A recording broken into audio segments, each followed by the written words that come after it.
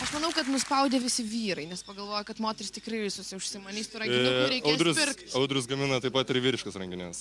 Bet vyrai, tai kurie sėdi salėje, nežino to? Sužinos. Dėl to ir nuspaudė. Na štai jūsų 2 minutės šlovės vos.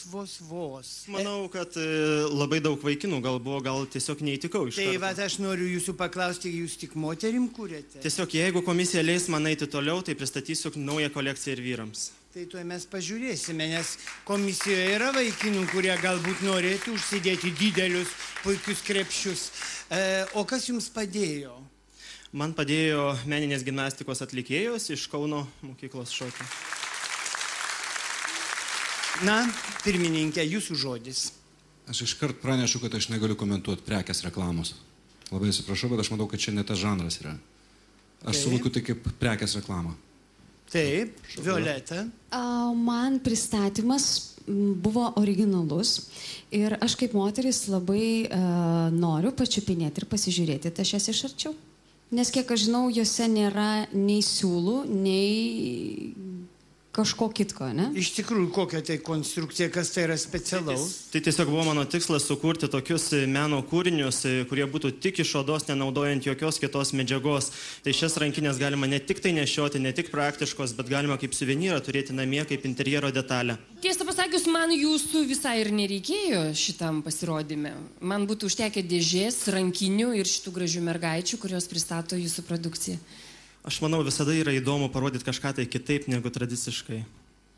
Visas šitas pasirodymas, taip, jisai buvo originalus ir aš tiesiog, kaip teatralė, iš profesionalios pusės, manau, kad būtų buvę įdomiau ir geriau. O kaip jums patiko tai, ką mergaitės demonstravo?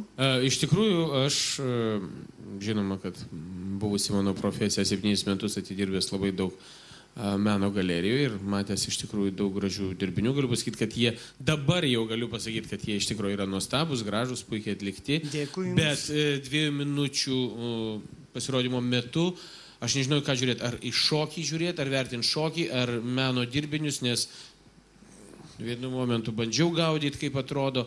Ir, žinot, čia jau būtų sudėtinga vertinti. Man užtektų atnešti juos, parodyti, aš būčiau įvertinęs juos kaip žinovas. Aš laikausi savo nuomonės ir vėlesnis jūsų absoliučiai reklaminis tekstas įrodė, mano akimis žiūrint tą patį, kad tai yra niekas kita kaip prekės reklama ir dėl to aš sakau ne.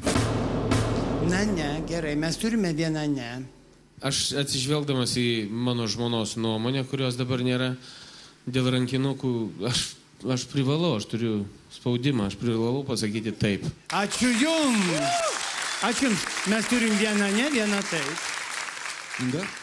Jūs merginos fantastiškos. Rankinukai superiniai, va, vidurinio labai norėčiau. Aš abiejų. Bet sakau ne. Tai ir negausite jokio rankinuko niekada. Mes turime 2 ne ir vieną taip. Aš kaip ir sakiau, jūs labai mus sugluminot. Nesugluminot, mes tokiam pasimetime nežinome, ką vertinti. Ir gal šiuo atveju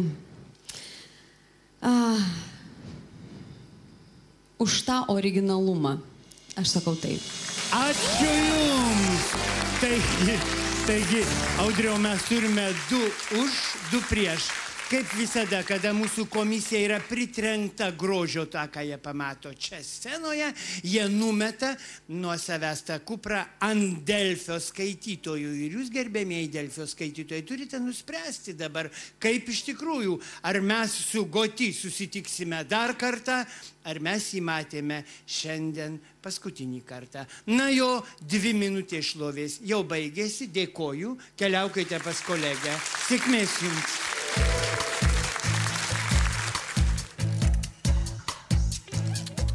Jeigu Violetai patiko pristatymas, aš prie širdies galiu padėti ranką, tai atlikti, tai yra tikrai meno kūriniai. Tai yra labai geri, meniški yra labai puikus darbai. O žinot, kaip būtų buvę gerai, jeigu jisai kažkur užkulisiuose tenai pasislėpęs, užsigraužęs, sėdėtų, jos atneša dėžę ir sako, ten žmogus ir koks fainas darytojas visų šitų dalykų.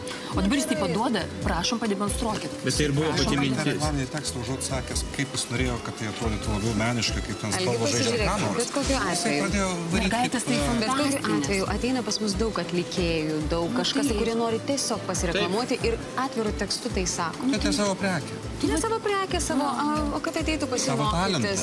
Ne, mums buvo pažadėti rankinukai ir neslėpkim. Kad jisai uždirbtų pinigėlių iš to. Buvo pažadėti Man rankinukai. buvo pažadėtas ir jis man nepatiko.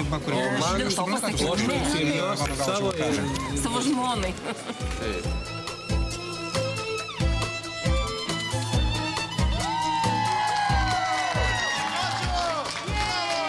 Tai kur padėjot rankinukus?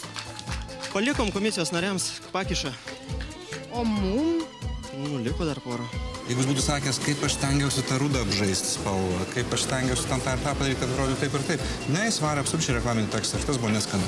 Mano tiesiog tokia buvo idėja, kad ir menininkai, kurie daug ką kuria, gali išeiti tokias laidas ir sugebėti parodyti savo menus, nes jie irgi kuria meną, kaip ir kiti visi čia tarp mūsų yra menininkai.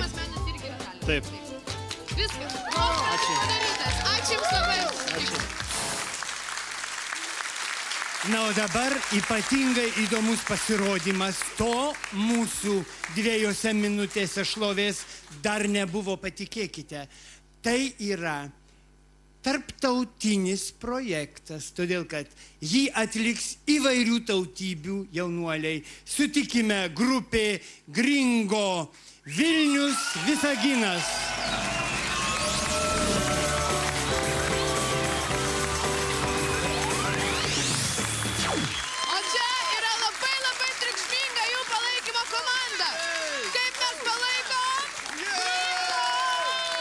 Labas vakaras, sveiki. Labas vakaras. Iš karto griebkime jautį už ragų. Gringo, ką tai reiškia jūsų pavadinimu? Iš tikrųjų, Gringo reiškia baltaodis atvykėlis. Mes interpretavome šitą pasirodymą ir šitą pavadinimą taip, kad mes visi esame iš skirtingų šalių atvykę. Dėl to mes taip ir pavadiname grupę. Tai gal pasakykite, kokių tautybių čia žmonės? Čia yra žmonės iš Kazachstano, Rusijos, Uzbekistano, Tatarstano ir Lietuvos taip pat. Irgi keli. Lietuvos. O Lietuvos tai čia aš ar kas? Jūs irgi? Aišku, gerai. Pasakykite, kiek metų egzistuoja grupė Gringo? Aš žinau, kad jūs vakar šventėte 1 metų jubiliejų ir jūs šiandien geros formos. Taip, iš tikrųjų mes esam geros formos, galbūt ryte buvome šiek tiek pavargę, bet šiandien iš tikrųjų esame puikios formos. Ačiū visiems. Na, taigi čia savo jubiliejų tašką kaip ir uždėsite. Aš jums linkiu iš tikrųjų tas 2 minutės išlaikyti ir mūsų žiūri, ir mūsų publikos dėmesį. Sėkmės, durys tuoj pat užsidaro.